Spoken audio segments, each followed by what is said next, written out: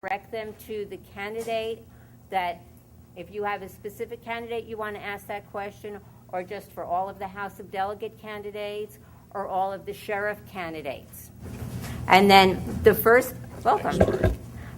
candidate to answer has 2 minutes to answer that question.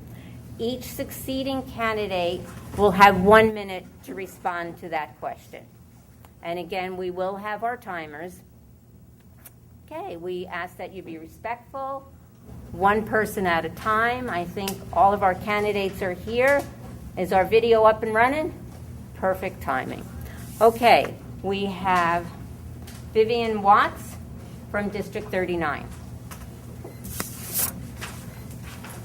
Thank you. I spread over 4 magisterial districts, so it's always interesting of where I actually end up on the speaking. Let me take my quick 2 minutes. While I've been involved in many, many areas over the years, mental health, trying to change the school funding formula to bring more funds to K through 12, particularly lowering class sizes. I'm going to use my time to talk about transportation. I have a long history with transportation, and over the last decade especially, I have worked with anybody who wanted to talk to me, who wanted to see my charts, who wanted to see the budget analysis, Republican, Democrats. And so what we finally achieved in this last session made several breakthroughs that I was particularly concerned about. One, there is money coming back to Northern Virginia that has been raised in Northern Virginia, stays here and is controlled here. That money's only stipulation is it has to address congestion. At my insistence, it includes transit as well as roads. Originally, it was only roads. Whoa, wait a minute, we're talking Northern Virginia. Transit is extremely important part of it. It also has an ongoing funding stream. It's not just a one-shot headline, but it allows us to get things back on track as they need to be gotten on track. It returns money directly to localities, not just for the major regional projects, but also money coming back directly to localities as it was raised in those localities. They have to match it for Fairfax County. That'll be about $100 million a year that will be available for the much-needed transportation improvements. It brings those decisions closer to where the land use decisions are made so that we can address problems in a timely way rather than waiting for a decades-long list that often comes out of Richmond. But in addition, we will be able to get maintenance back on track. You'll see it'll be several years before you see the kind of progress that we all need to see, in part because $300 million goes to rail for Dulles. But it is a significant step forward. Thank you.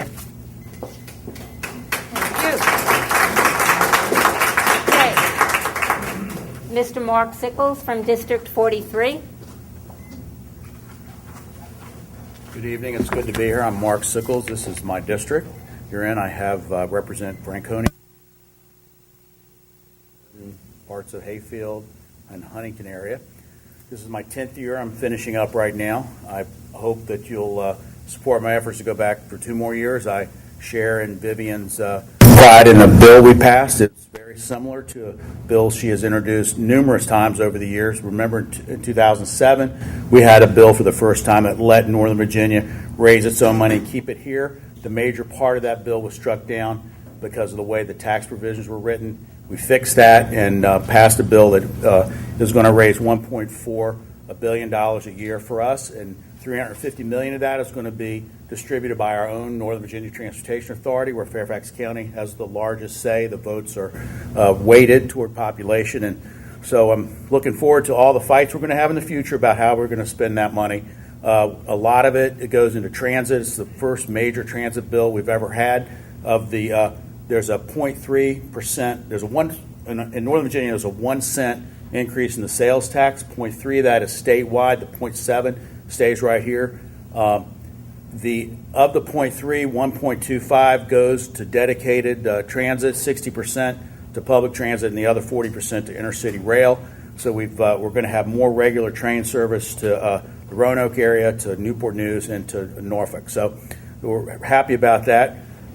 We need to work on higher education. We've cut it. Got 30 seconds to tell you we've cut it badly. And we need to start putting money back into higher education, figure out how we're going to finance it into the future. we need to look at pre-K as well. So pre-K through PhD, we need to focus on funding research in our universities so the technology transfer can go into the jobs of the future. We need to keep the jobs here. It's in science, technology, engineering. We all know that. We have to invest in it. I appreciate your support. Welcome any questions you may have. Thank you. Thank you.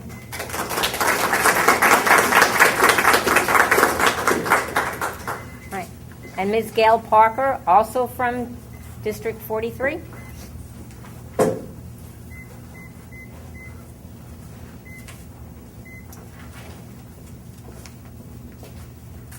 Thank you, Peggy and Jane.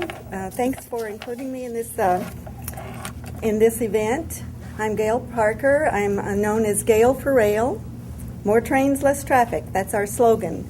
And Mark, I'm running in this district as well. In 10 years, why don't we have rail to Fort Belvoir now, Mark?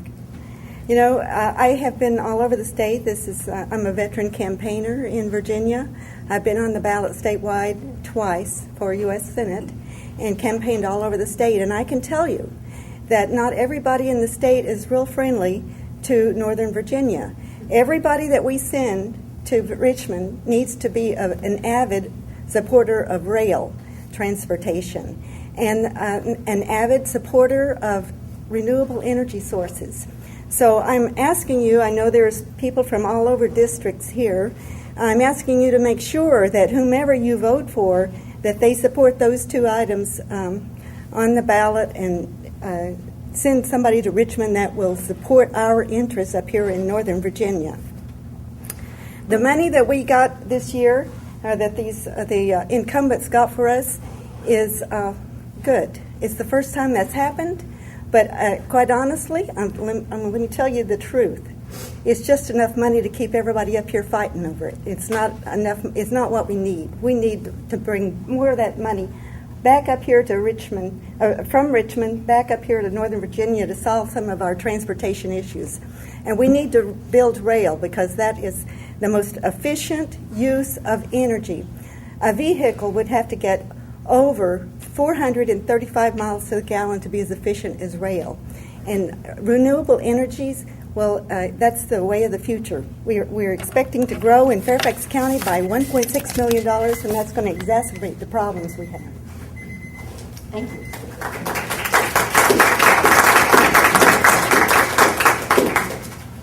And from District 44, we have Scott Somerville.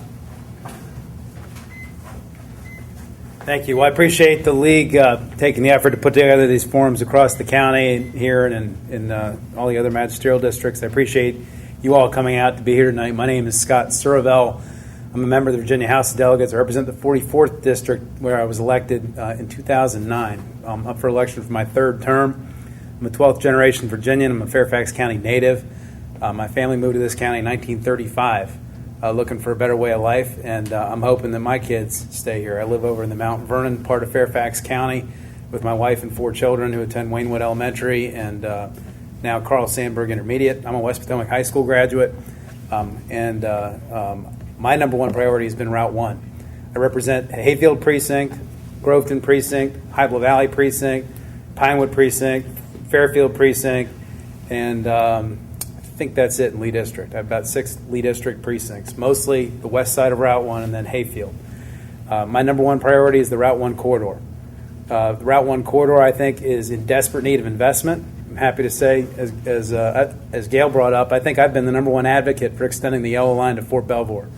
I think bringing the yellow line down Route 1 would transform Route 1 overnight. It would make that land a lot more valuable. It would change everything. It would solve a lot of environmental problems. It would improve our schools.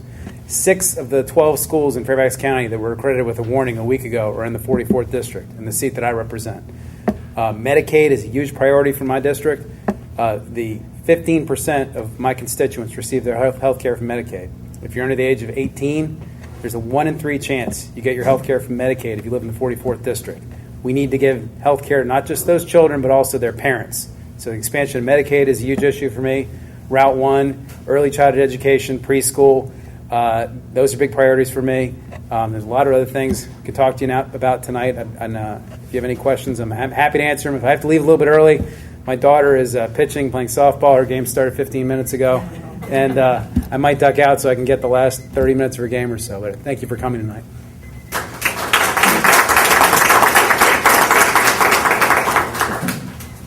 Okay, now we'll move on to the sheriff candidates. First on the ballot is Stacy Kincaid.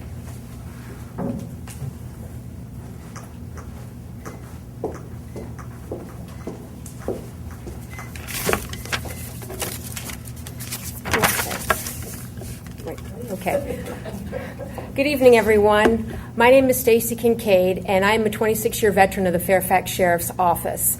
I began my career with the Sheriff's Office after I graduated from college. I have worked in all 4 divisions of our agency in both operational and administrative capacities, and I currently serve in the rank of captain. So how as sheriff will I move our agency forward? Fairfax County is a very diverse county, and the Sheriff's Office needs to respect and reflect that diversity. As your sheriff, I will be out establishing volunteer outreach groups in all ethnic communities. The sheriff is in a unique position to cultivate relationships with residents, and working together, we can achieve common goals. Second, I have a long history of reaching out and working collaboratively. I was the first occupational health and safety officer and peer support coordinator, and I was recognized by my agency with an Outstanding Performance Award. I also sit on the governing board to prevent and end homelessness, and I'm a graduate of Leadership Fairfax. And I am the recipient of the Sheriff's Office highest award, which is the Distinguished Service Award. And finally, in this economy, it's important that, as sheriff, your taxpayers' dollars are being well spent. So I will review all contracts, practices, and expenditures and ensure that the money is being put to good use and we are fiscally responsible. I'd just like to thank the League of Women Voters this evening for hosting this event, and I'd also like to thank the Fairfax Deputy Sheriff's Coalition, SEIU 512, and the Fairfax County Firefighters and Paramedics Local 2068 for their support and endorsement of me. Thank you so much.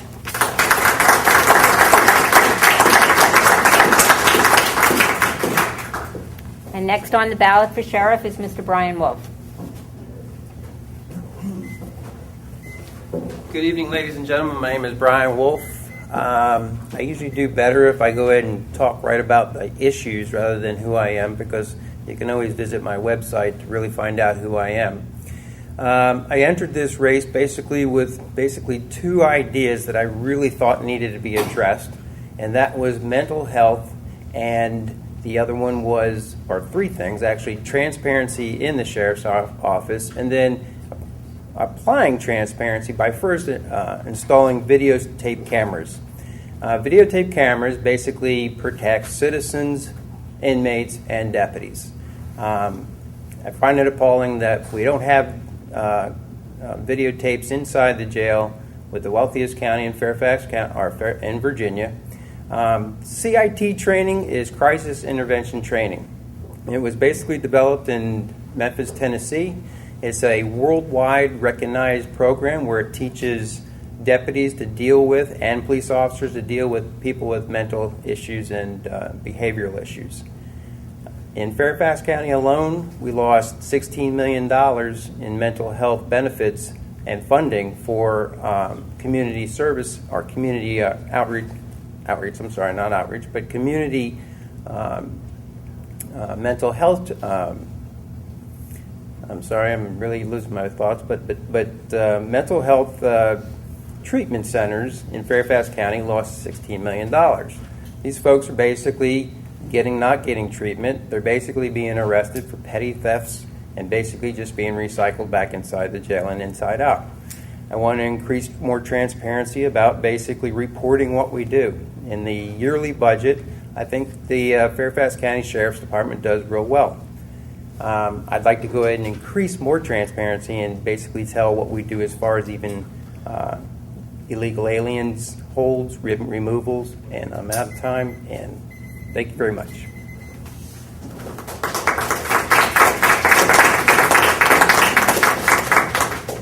Okay, and last we have Mr. Robert Rivera.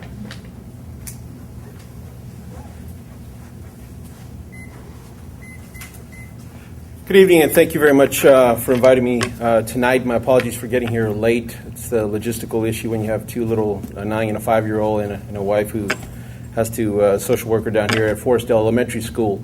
I am very honored to be here tonight, and I am a 37-year veteran as a Fairfax resident, and I did so after serving the military for 3 years active duty, and then I followed up with that with 3 years National Guard. I've served at the local level in law enforcement in Arlington County, and I've served as well at the federal level for over approximately 22 years. Currently, right now, I'm a security specialist, anti-terrorism officer, emergency preparedness program manager for the Department of Defense, more specifically Joint Staff. I've worked with the Pentagon Force Protection Agency for many years, actually about 4 years there. For those of you who were here in 2005 and recall the anthrax issues that occurred in the National Capital Region, I was the point lead person for the Pentagon Force Protection Agency at the Skyline. I also submitted my name to the Civilian Expeditionary Workforce and Secretary of Defense program and was selected as the Deputy Provost Marshal, which is a Colonel GS-15 for those of you who are civil servants not on furlough today. In that capacity, I did several things. I was in charge of over $150 million worth of budget. I also coordinated the logistical contracts and movement for contract working dogs that detected explosives and narcotics that help protect the warfighter. I have hands-on operational experience working with NATO partners, not just in theory or just sitting down, but in real-time events. Those obviously that could be of a detrimental, life-changing experience. So thank you very much, and I ask for your vote. Have a good evening.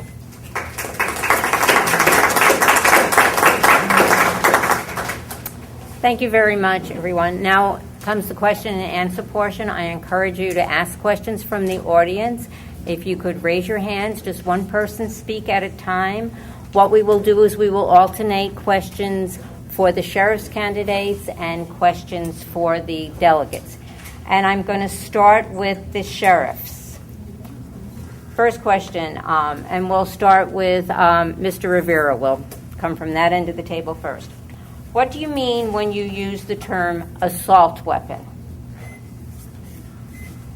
Assault weapon is a weapon. If you could come up here, it's better for the video. He gets 2 minutes, 2 minutes, and then the other's 1 minute. Good question. First candidate responding gets Timer, 2 good minutes. go? Okay. Being prior military infantryman, very familiar with assault weapons. Assault weapons are mass casualty killing, basically, weapons. They're not intended for hunting or anything of that nature. They're usually fed with either, for that intention, is a 30-round clip, which most cases in the AR-15, M16, and most weapons that you usually find here in this U.S., it's a 5.56 round. It's obviously designed to kill. For those of you who are veterans, you know it's a tumbling round. It goes into your body and it just shreds everything. It's not intended for any survival on the other end. That is what I would determine as an assault weapon, if you will. It's a fully automatic weapon that's intended to kill, create mass casualties. Thank you.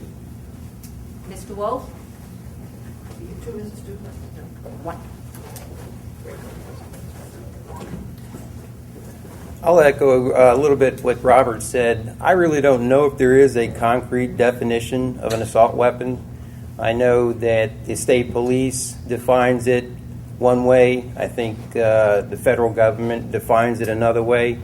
I don't know if I ever felt like the M16 that I carried in the Air Force for 4 years was an assault weapon. I don't know if that's the classification. I just know the specs. I was trained on it. I carried it for 4 years. It's an excellent weapon. I really don't have basically an opinion of what's an assault weapon and what's not. Linda Waller, could we turn up the screen? Bring up the screen. Stacy Kincaid, please.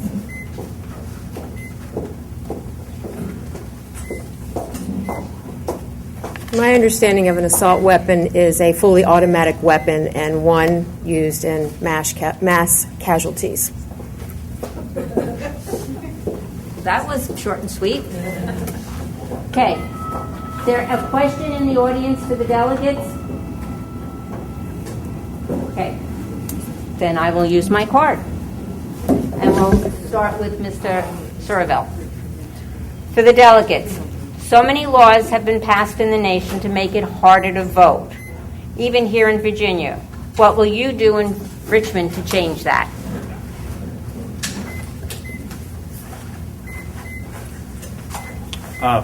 First of all, it's an excellent question, and it's something that I feel I take very personally. My grandparents, when they moved to this county in 1935, were probably maybe the only Jews in the county. And this county was a very different place back when it had 30,000, 40,000 people. My grandparents tried to vote back then. They were literacy tested, poll taxed, and mistreated. Actually weren't allowed to even join the Democratic Party when they initially showed up, so they joined the NAACP instead. But I heard a lot of stories about how difficult the people here made it to vote. And I was, in my very first term, we had voter ID bills presented. And I gave floor speeches in my very first term. When I was told freshmen are supposed to sit there and shut up and not say anything, I got up and ran my mouth a lot and made a lot of noise because I thought it was inappropriate to require ID to vote. I fought against that every chance I got. I tried putting floor amendments on bills whenever I thought it was necessary. Unfortunately, we didn't have the numbers to repel those bills. I sponsored legislation myself, a bill I introduced, to allow for electronic address changes. That ended up turning into a bill this last session that passed that a Republican colleague of mine copied and expanded to allow online voter registration. So today in Virginia, you can actually go and register to vote online without even needing to use paper or change your address that way. I think we're probably one of the few states in the country where you can do that, but it's made registration and vote and address changes a whole lot easier. But going forward, I hope to try and repeal these voter ID rules. I think they're archaic, they're bad. There's 30 nuns over in my district that don't have ID and probably can't vote because of that unless they vote absentee. There's a lot of different people that it doesn't affect. That it affects unintendedly, and we need to do more to make it easier to vote, not harder. And that's kind of where I come out on these bills, and I hope we can do something about it in the future and go in the other direction than where we've been going for the last 4 years now. Thank you.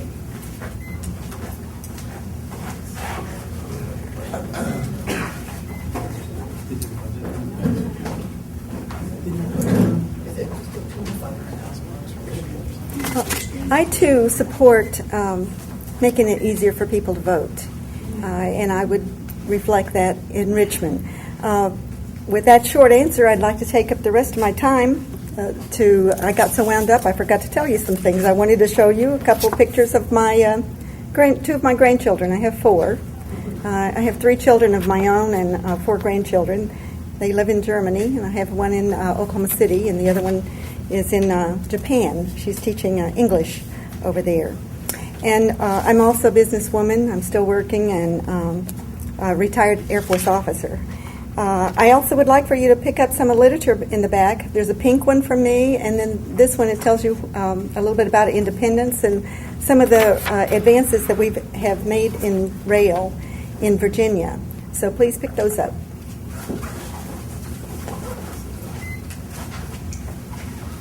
And Mark Sickles. Hey, thank you. We now have a early voting system that it's called. You have to have an excuse to vote absentee in person or absentee. There are 19 reasons now to vote early. We need to get rid of those and just have early voting for everybody who wants it.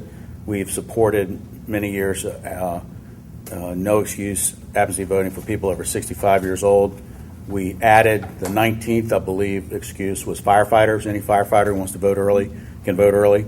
I've supported bills to keep our voting precincts open till 8 p.m. We're the Maryland and Virginia, when we have an election the same night, we're the only ones that close at 7. I've been standing here many times when people just calmly are walking up to the door to vote, and the door is shut because they hear it's a different, they hear on the news it's 8 o'clock. So I think we need to just allow for that. We do have some hurdles to overcome if we do that because it's a long day for the people working in the polls. We need to move to Scantrons. I've supported a bill that the reformers wanted to move to Scantrons. We don't allow the localities to vote to buy electronic machines anymore. The reason is you can have a recount. It's a paper ballot, and it moves you through a process of voting more quickly. I think the League of Women Voters supports that. I have a lot more here because I'm on the election subcommittee, and we do this work every Tuesday morning at 7:30 a.m. So come on down to Richmond and watch us work. And after we have question and answers, then you can have one-on-one, and Mr. Sickles can share more of his information with you. And I will say that I enjoy seeing Mark at 7:30 a.m. And when Scott spoke, he made a lot of sense. Unfortunately, now that the Voting Rights Act has essentially been gutted and we don't have pre-clearance for all of the many things that have been tried, this is unfortunately just the beginning. I certainly don't have the roots that Scott has in Virginia, but when I came here, I had to pay the poll tax. And when you talk to a 90-year-old woman who has lived in the same place her entire life, but she doesn't have photo ID, government-issued photo ID, which starting in 2014, she's got to present. This is wrong. Our Bill of Rights protects the rights of the individual, and voting is absolutely the heart of each one of us have the same weight when we go to the polling on election day. And the fact that many of these various laws discriminate by those who move frequently, young people, those who may not have birth certificates, driver's license, passports, those who are older, certain parts of Virginia who are part of massive resistance were not given birth certificates back in the 20s and 30s. Again, I am very concerned. Hopefully we'll be able to hold the line. Thank you. Okay. Do we have a question from the audience for one of the sheriff's candidates? Yes, sir. Thank you, myself up. First off, Mrs. Kincaid, Ms. Wolf, and Ms. Rivera, all those that live in Fairfax County, thank you for your years of service to us. It's not an easy thing to do, sit up there doing what you're doing right now and going up through the ranks. As a retired deputy sheriff myself from another county outside the state of Virginia, a very large county, we have a lot of different innovative ideas and ways that we looked into ourselves and our 4,200 employees that we have. Realizing that Fairfax County is a lot smaller, what do each of you envision as innovative ways of training not only deputies, but training the public and informing them on what you plan to do as our next sheriff? Okay, we'll start with Mr. Wolf this time. I believe your name's Jim. Thank you. Very good question. I'm so glad it pertains to the issues. Training is imperative to the success of our operation. Unfortunately, just like every other organization, private or government, we've lost funding. Training has to basically come from in-house. We have to find money within the existing budgets that we have right now.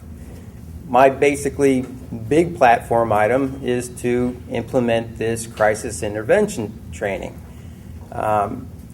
In order to do that, I need funding from Fairfax County, or they're going to basically say, find it in your own budget. I'm willing to do that. If I can get just a small core of officers trained in this program that I want to go ahead and implement, we can also train the trainers in Fairfax County Sheriff's Office, make our deputies trainers. That doesn't cost the taxpayers anything. It's basically just doing inside roll call training. We can basically do satellite training. It's all offered over the internet. Conference training. As far as the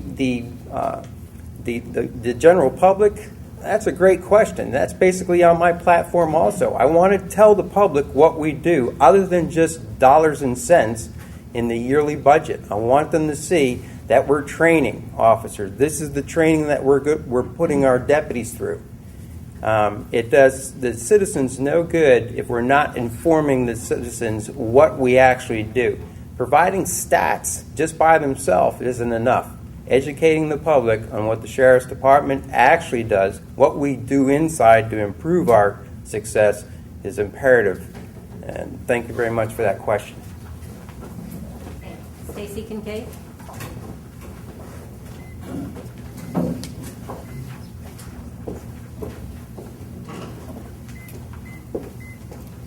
Can you I just want, I'm sorry, I don't mean to point you out.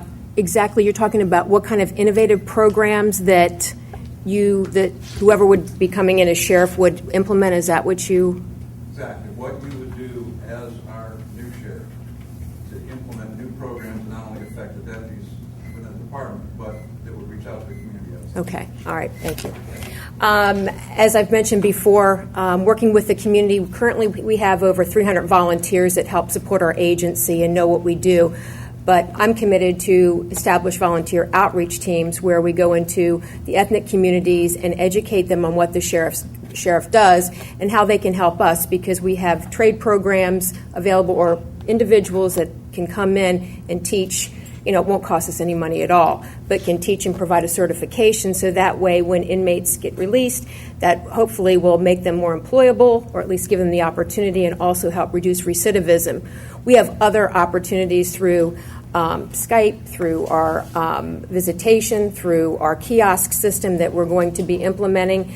And again, it doesn't involve a whole lot of money. There's creative ways in which we can reach out and work with the community. I've done so throughout my entire career, and we're going to continue doing so. So thank you. Mr. Robert Rivera.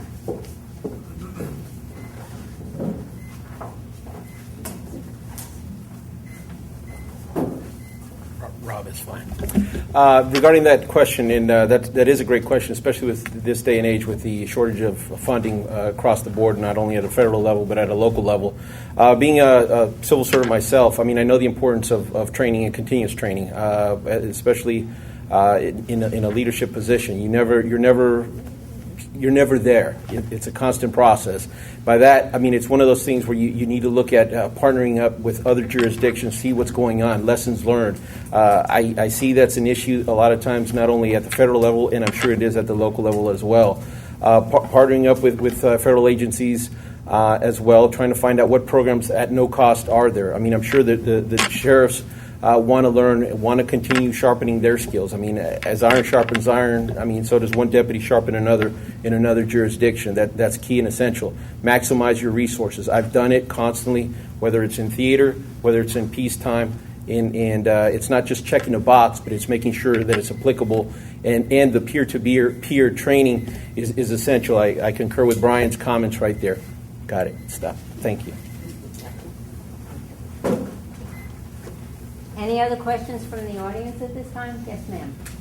I have a question for all the future sheriffs.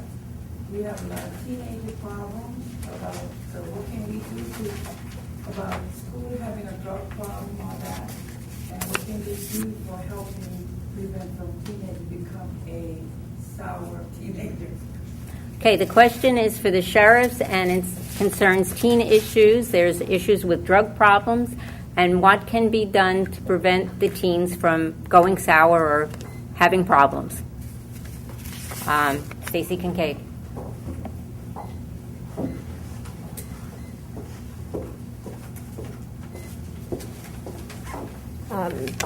During the course of my career, I've actually had the opportunity when I was on shift work to be a substitute school teacher in Area 4 schools in Fairfax County.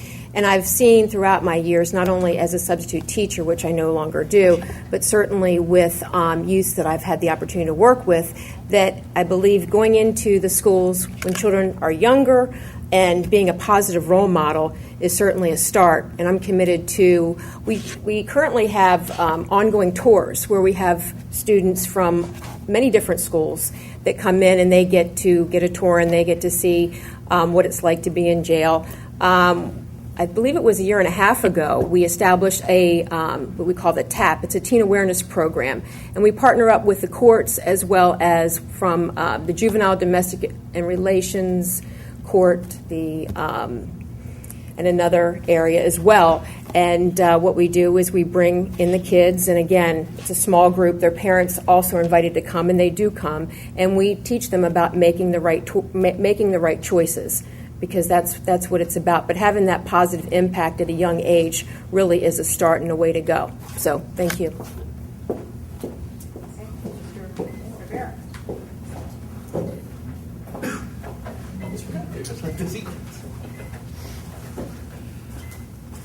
With regards to programs for teens, I mean, that is a fantastic question. And personally, I would rather try to make sure that teens don't have to come into the facility, the detention facility, to kind of do the scared straight approach there. I mean, it's good, but it's much better, as Stacy was saying, to go out into the community. I recently had one of the Teacher of the Year, Fairfax teacher, attend one of my events that I had, and she told me about the importance of kids being able to look at I'm a minority, I'm Hispanic, being able to look at somebody of their same background. And amen. Shortly thereafter, I spoke to a colleague of mine who's a detective in Arlington County Police Department. She's going to go ahead, and she's more than willing to go speak to this lady's school. Involvement in the community, and sadly enough, you don't see it that much. People see the brown shirts, it's evictions, serving something, or something like that. As a sheriff, I would change that whole approach. It's more getting involved with the community, obviously looking at the manpower that you have, mission first, your core missions are first, but when you have deputies serving warrants, there's nothing preventing them from going to the schools and doing it, I don't want to drive-by kind of thing. Thank you. Thank you. Brian Wolf. Man, that's a very good question. There's two components to law enforcement, and there's the face of law enforcement, which is Fairfax County Police Department. We're just as important, or the second component. We basically involved in the management of corrections, the security of the courthouse, and civil process. There's school resource officers in the schools. I kind of think that maybe they would probably be the best method to go ahead. I know that they're extremely busy now handling the reports and then the security of the school. Maybe we could find some time for those folks basically to go through each school and see if we could maybe design some kind of like 15-minute, 30-minute education process from the officer there. I can just tell you, I really don't see how we could find funding to basically go out and duplicate what basically Fairfax County officers are doing already, and I think a very good job. Are there any questions from? Yes. The General Assembly has been deferring more and more costs to the localities. And so the localities now have a bigger burden on their budgets. What would you as delegates do to help that change? Okay, the question is, what would you as delegates help alleviate the burden on the localities for the taxes? Increased costs is going to the localities. Gail Parker, I think you're up first. Thank you so much for that question, because my signature issue will help us to grow revenues, and that's rail. When you put in rail, the property values go up. In California, along the coast, on average, they put in rail there along the ground, and property values went up on average $200,000. That will grow revenues without raising the tax rate, and rail will provide us transportation. So the thing that I would do, if you send me to Richmond, is I would facilitate building rail and facilitate renewable energy sources and the use of and production of renewable energy. A friend of mine put in solar and geothermal in his single-family home in North Springfield. In the first year, it produced 10 times the amount of energy that it consumed. 10 times. We need to transition. We need to move to renewable energy sources, and we need to build rail for Northern Virginia. And that's what I would do if you send me to Richmond. Mark Sickles.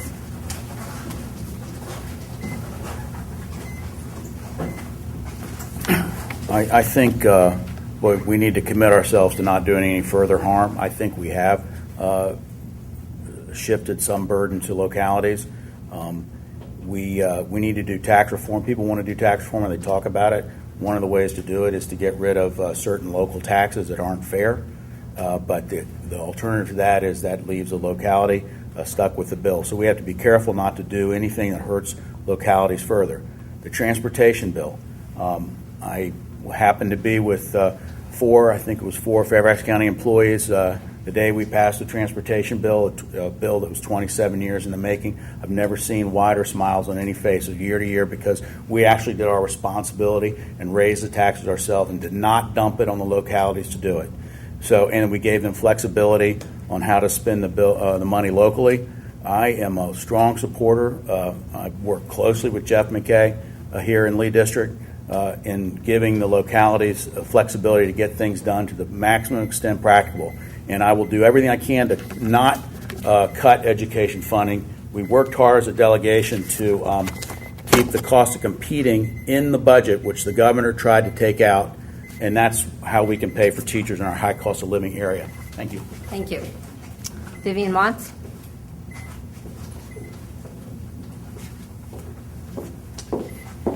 The other thing in the transportation bill was to not take from the general fund, to cut from the original proposal of $300 million from the general fund down to a maximum of $100 million. I didn't even care for that, but that's what negotiation is all about.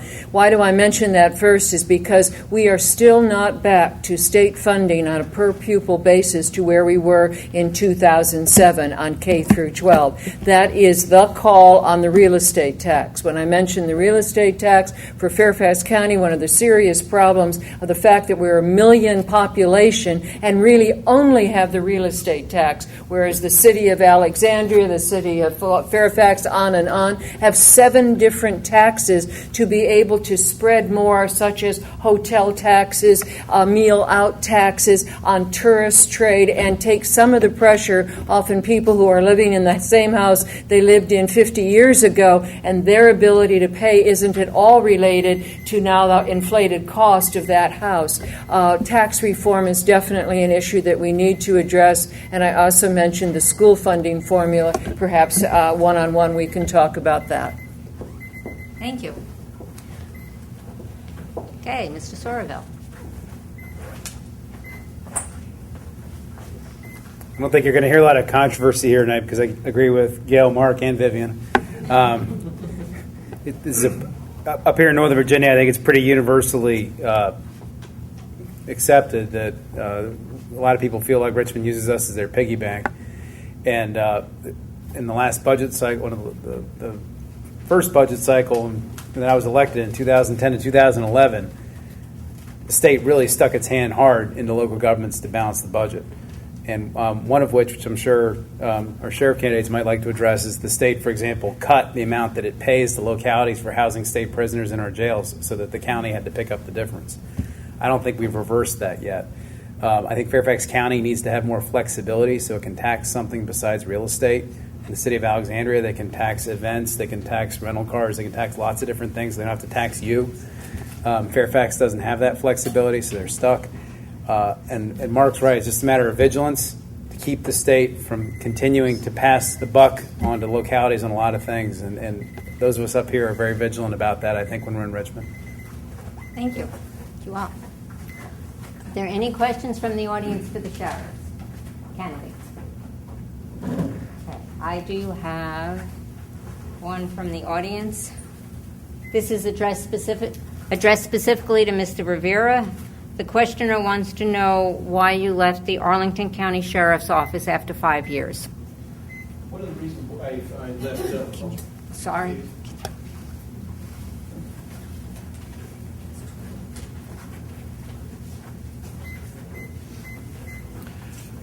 The reason why I left Arlington County mainly was my main focus, and I'm sure the deputies could relate to this one, is I didn't have the good fortune that Captain Kincaid here of going into other branches and sections of the Sheriff's Department. For the most part, I did have some experience in the court security on a temporary basis, transportation, extraditions as well, but the bulk of all my years there was done in the detention facility. On a 12-hour shift, you could only imagine what that kind of does on your psyche. It definitely is very taxing, and it's not healthy at all. So that said, it was one of those things where a decision that I made to go ahead and depart the agency was made. And do I regret it? No. In fact, I think it gives me more strength in the sense that I can relate more to the deputies, because it's not healthy to be pigeonholed into one position for who knows how many years, and expect that you're going to be mentally in tune with everything else. You start to disassociate yourself with your peers and everything else because you're spending more time with your inmates. So again, that's not healthy at all. So as a sheriff, I would definitely look at rotating the deputies, moving them out as quickly as possible. My understanding is that now they have shifts and it's a little bit more established, but I don't think that's healthy either. It's not fair to the other deputies who are in the detention facility and have to stay there for an indefinite amount of time. So there you go. Thank you. Appreciate that. Do we have any questions for the House of Delegate candidates? Okay. We've seen, this is for all of the delegates, there's been a tremendous increase in homelessness in Fairfax County recently, and a large percentage of the homeless population have mental health issues. What role do you see for Richmond to help address the mental health issues and the continuing decrease in funding for mental health? I think we're ready to start with Mr. Sickles. Thank you. Mental health is something that has been cut and that we need to focus on. I mean, we went through the worst recession in my lifetime, and a lot of things got cut that are important, including the state trying to cut back the beds at Northern Virginia Mental Health Institute. We fought and got the money back for a lot of those. We need more psych beds in hospitals just generally. We have too many people in our county detention center that should be getting mental health services, and I know the deputies do the best they can with what is given to them and what's before them, but really we need better services there, and I know there are a lot of partnerships put together to try to help in that regard. We need to expand community-based services in every way. You know, one of our citizens went down to Virginia Tech. He got an outpatient commitment, Mr. Cho, and then performed a heinous crime because in Fairfax County he would never have gotten an outpatient commitment down there. They had no community services, and then he went on that rampage. So we need to keep up our vigilance in this score. We need to find stable housing for our mentally unstable citizens. We need to look out for this in every case because I think, or the citizens have a feeling that there are more people with issues that need to be dealt with, and it's expensive. But we need to do this for lots of reasons. We see it, once a month now around the country where somebody with mental illness does something terrible like we've had right here in Virginia. So it just has to be a budget priority for us. It's got to be one of the top priorities. That's all I can say. Thanks. Thank you. Vivian Watts. As a member of the Criminal Law Subcommittee of Courts of Justice, I spent hours and hours and hours following the Virginia Tech tragedy in rewriting the Virginia laws on mental health. But throughout it, I said again and again, all of this is meaningless if we don't have the staff, if we don't have the funding to make sure that we have the kind of oversight and the kind of alternatives so that you can help Mr. Cho as he was helped while he was in the school system of Fairfax County to be stable. I've also worked for 8 years until I timed out on the on the Veteran Services Board and was very much aware of the tremendous problem that has been created by our deployment and redeployment of people into theaters of battle, and how much we need community mental health services for them and their families so you can draw on them before the suicide, before the tragedy occurs. Yes, this is an issue of funding, but I also am firmly committed to the fact that it's an issue of providing as much mental health services as close to where needs are recognized. And I will finally say that the only bright light I could see in working on some of the veterans issues was that maybe we all are ready to really understand that mental health is the same as physical health. We all have issues that need to be dealt with, and it should not be the pariah that unfortunately has kept people from services in the past. Thank you. We have Scott Soravell next. I see the consequences of this problem every day in my law practice when I go and watch the 2J docket up in the Fairfax County General District Court, watch the arraignment docket in Arlington or the arraignment docket in Alexandria. I'm sure sheriff's candidates have seen it in what they deal with every day. If you also want to come do a creek cleanup with me in Little Hunting Creek, you will see the evidence of the homeless population in the woods along Route 1. Route 1 is a homeless corridor. People go up and down the East Coast, up and down Route 1. You go back in the woods, you can see the camping sites, you can see the bottles, the waste, the trash. You can find tents, blankets, books, everything that it takes to live back there. It's a real problem in the district that I represent. We need to have a real discussion about affordable housing. This state got a $58 million settlement for the National Mortgage Settlement. Our Attorney General, Ken Cuccinelli, told the General Assembly they were free to appropriate to anything they want, even though the court order said it had to be spent on homelessness prevention, foreclosure prevention, blight abatement, remediating the problem of all the foreclosure. Our General Assembly took that money and put it in Southwest Virginia water treatment plants. It should have been spent on affordable housing, and we need to I concur with everything that's been said about mental health, which I could talk about as well. But those are the kinds of things we need to do, spend money and allocate the money we're giving on homelessness and not waste it on other things. And Gail Parker.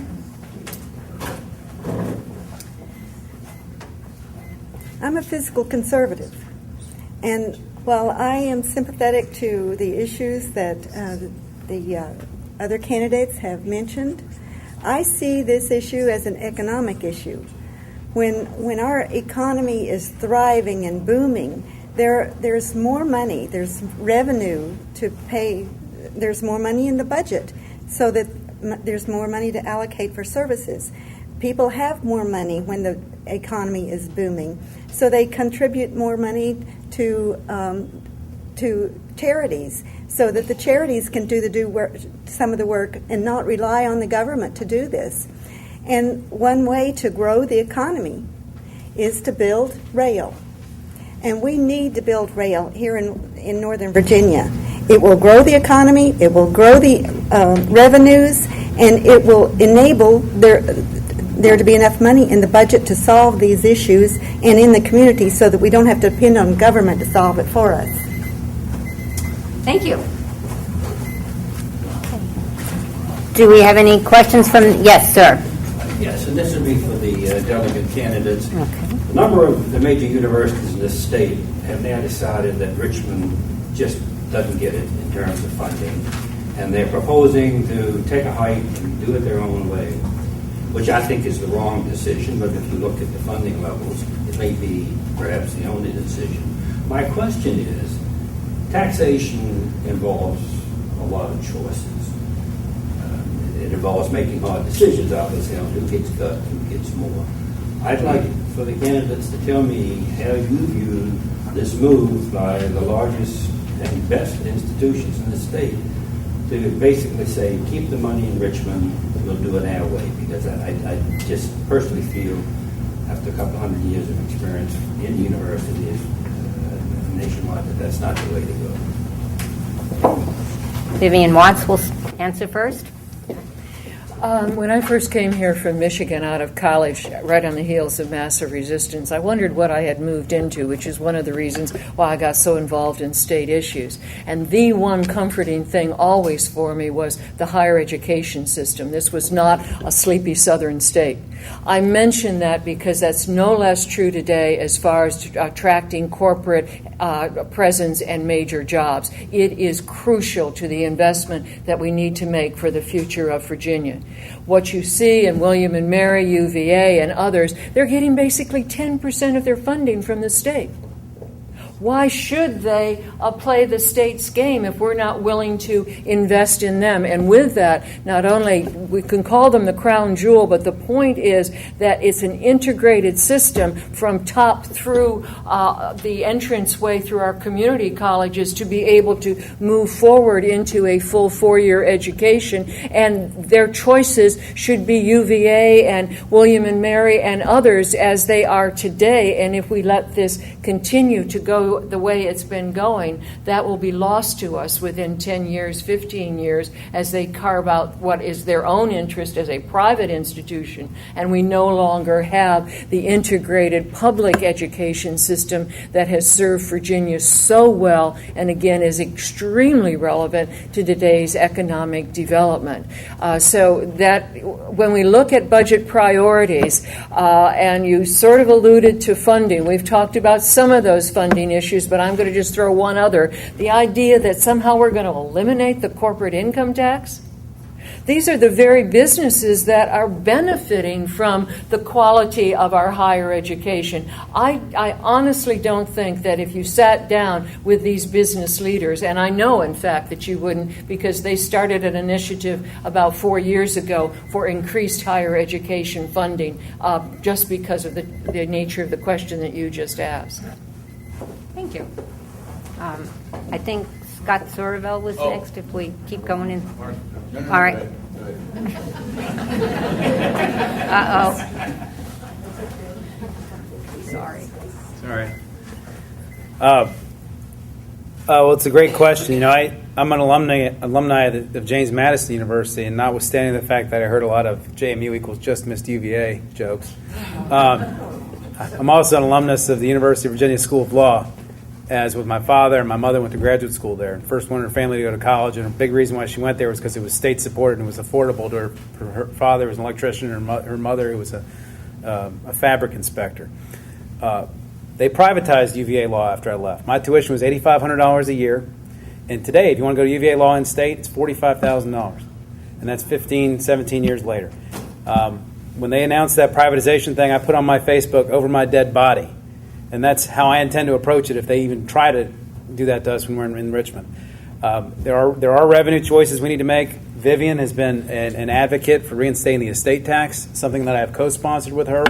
It's a revenue source that affects a very tiny amount of people and generates $120 million a year, which will go a long way towards bridging that gap. Those are the kinds of things we ought to be talking about in Richmond to help fund our higher ed.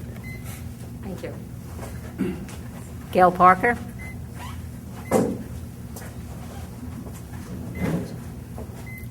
I support education very strongly, but again, I see this issue as an economic issue. We need to grow our economy in Virginia, and you know how we do that, with more trains and less traffic.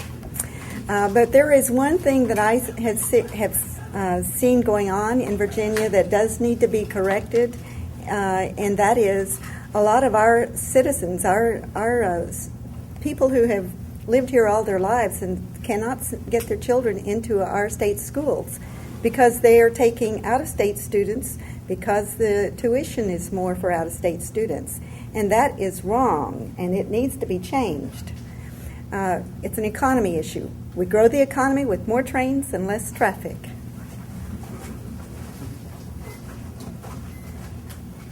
Now Mark Sickles. Well, I agree with Ms. Parker. It's a matter of economy. It's money.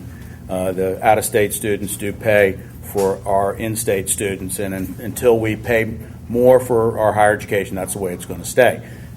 I mentioned this issue in my opening remarks. I think it's the most critical issue facing the state right now, how we're going to deal with this in the future. The William & Mary and UVA both have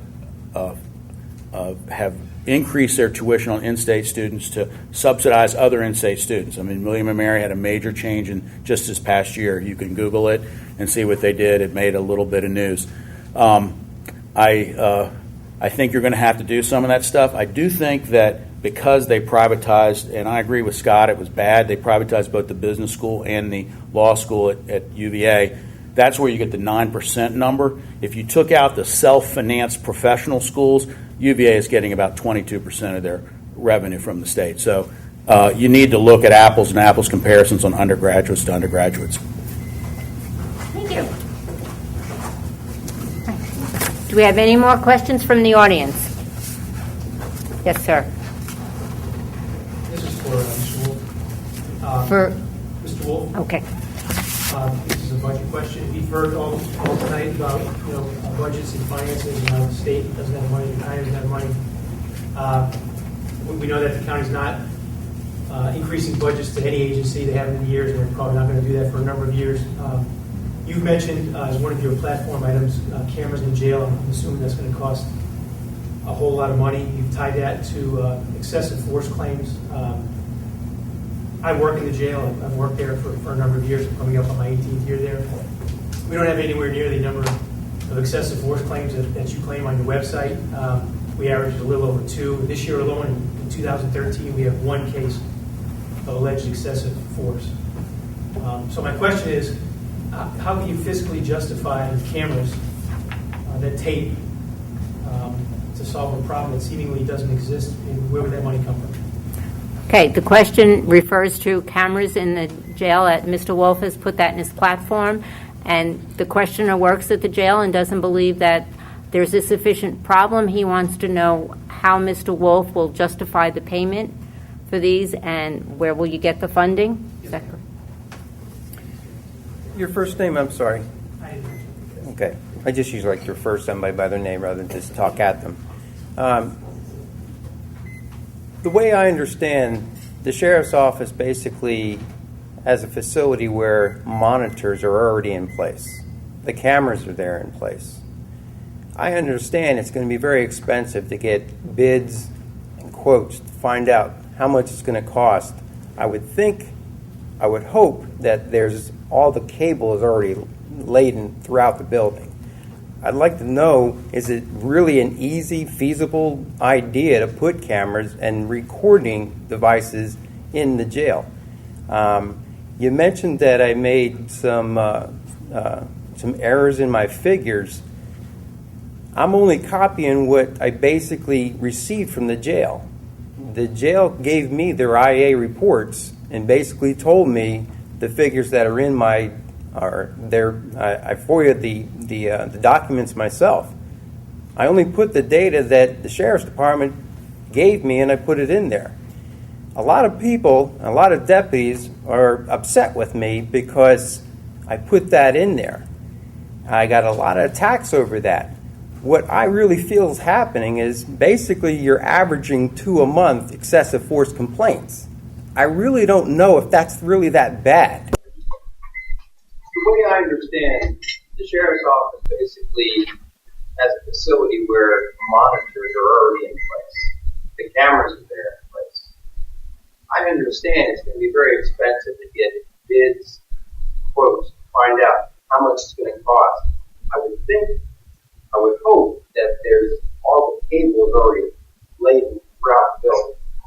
I'd like to know, is it really an easy, feasible idea to put cameras and recording devices in the jail? You mentioned that I made some errors in my figures. I'm only copying what I basically received from the jail. The jail gave me their IA reports and basically told me the figures that are in I FOIA'd the documents myself. I only put the data that the sheriff's department gave me and I put it in there. A lot of people, a lot of deputies are upset with me because I put that in there. I got a lot of attacks over that. What I really feel is happening is basically you're averaging 2 a month excessive force complaints. I really don't know if that's really that bad. I haven't worked in the jail. Go ahead and say something. I don't want to cut you off. I didn't mean to cut you off, sir, but that number you just quoted is 100%. You don't average, you do not average 2 cases. No, I'm not saying you average. No, what I did is basically broke it down. I believe in my website I said there's 27 complaints in 2011, and that there's 24 complaints. I didn't get that data from anybody except the sheriff's office. I actually talked to our internal affairs investigator yesterday, Sir, I don't want. Yeah, I don't want It's to in my debate. car. I don't want to debate. There's a fiscal question. It's in my car. It's in my car out here today. I can show it to you. I'll show you the data that was given to me. Right? I mean, I don't want to argue with you. If I'm wrong, I will definitely admit it. I'll definitely make the corrections on my website tomorrow if you can show me. But I'll show it to you tonight. It's in the car. Thank you. Thank you. Okay, do we have any other questions? I have one more question in my cards here, and again, this is addressed to Mr. Wolf. You previously stated that you would ferret out bad deputies and offer them civilian positions. What does this say about your regard for current civilian staff? I don't know if this is something you can address. I don't understand the question now. Okay, I'll repeat it, and perhaps the questioner will be willing to clarify. It says you previously stated that you would ferret out bad deputies and offer them civilian positions. What does this say about your regard for current civilian staff?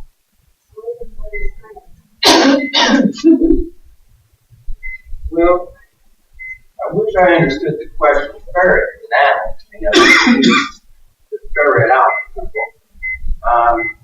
I have mentioned that I basically want to go ahead and identify we do have deputies that basically shouldn't be deputies. I've spoken that I want to basically keep the deputies a highly professional organization. The deputies I know want to be a highly professional organization. I know, I mean, these folks are basically coming and telling me that this isn't something that I just dreamed up, and I want to basically make an attack against the organization. Deputies have come to me and say there's a couple bad eggs. We're talking a couple. I'm not talking about, the whole entire organization. A couple eggs, okay? Out of 550 deputies, I don't think that's a lot. If anybody's insecure or feel threatened by me saying one or two out of the entire organization, please come see me. I'm here. I'll stay after an hour and basically just answer these questions to make clarification to you folks. I'm not talking about cleaning house. I'm not. The reason I wanted to become a sheriff's deputy is because I've been working, not deputy with the sheriff, is I've been working with deputies for 26 years. I've had no other job other than street crimes. And I've loved it. I've been bringing people into the jail for 26 years.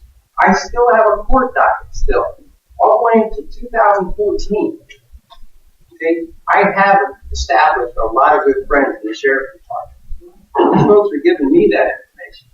One or two eggs out of 550 deputies. I don't think I'm being that hard on the sheriff's office. I hope I don't have to keep on answering that every time I come here. Thank you. Yes, sir. I'm going to direct this one at it's a follow-on to a question that was asked to Mr. Wolf. As I said briefly, I came from a 37-year law enforcement background.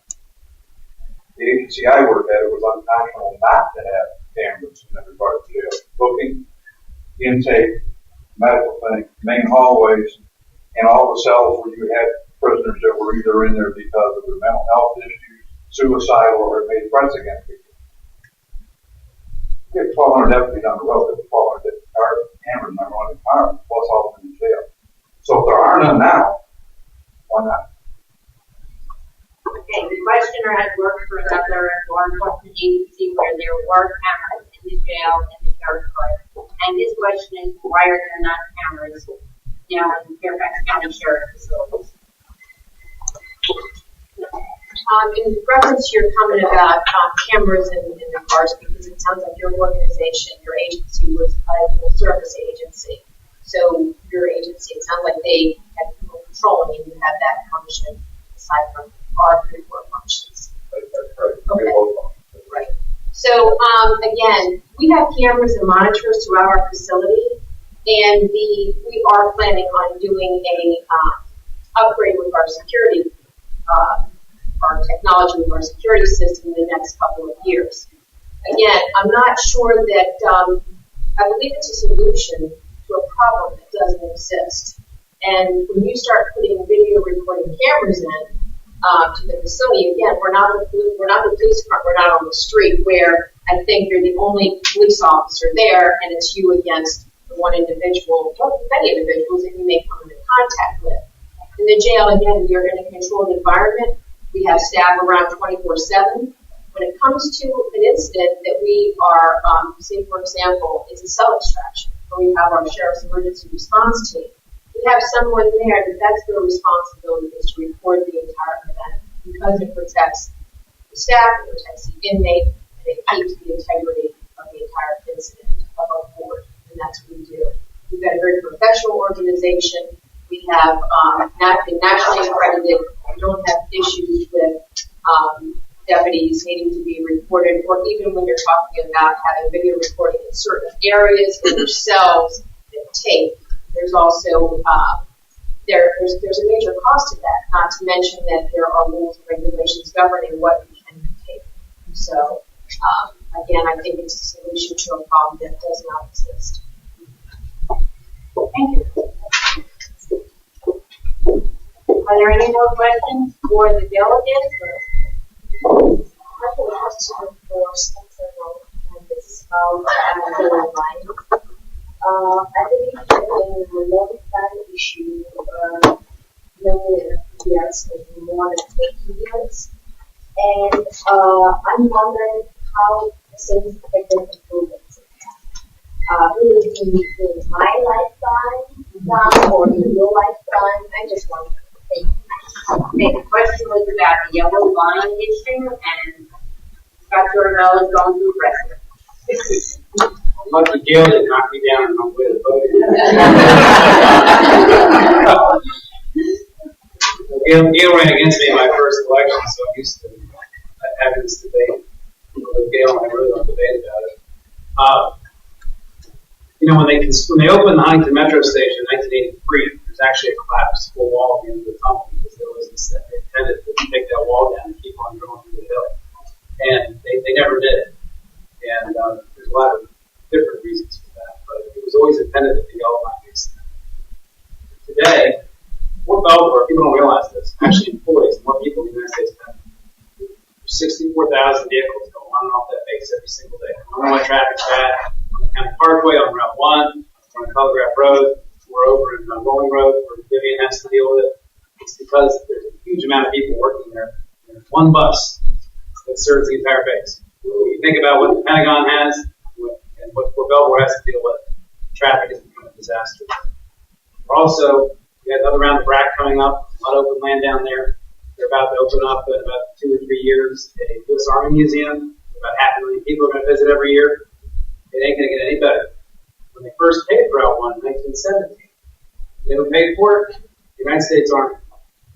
And I think there are funding sources that will be available in the next 10 or 20 years that will help make this happen if Fairfax County Board of Supervisors makes it a priority. When I'm not talking about doing this in the next 3 years, the next 5 years, from my point of view, it has to be something we talk about for the next 10 or 20 so that people can start to plan for it. We can start to, so when revenue comes available, we have a shovel-ready project. We're at the front of the line. We're not talking about something that we just started talking about. So that's what I'm talking about. And I would encourage you, if you're interested in it, Senator Fuller and I secured $2 million for the Route 1 transit study, multimodal transit study. We're having the first public hearing on it tomorrow night at the South County Government Center, where we're going to decide whether we ought to do yellow line, bus rapid transit, or light rail. I'm pushing for yellow line, but we'll see what the consultant says. But the public process is starting right now. If you have an interest in it, you have an opportunity to participate. Do you want to repeat that location again? It's South County Government Center from 6 to 9 at the exact same time as the League of Women Voters Forum for Mount Vernon. But it's at the South County Government Center from 6 to 9 tomorrow night. We apologize for that conflict, but if you know about it soon enough to change it. I tried hard to change it. Okay. Any other questions for Sheriff? or the delegate. I thank you all for coming. I thank you for your attention.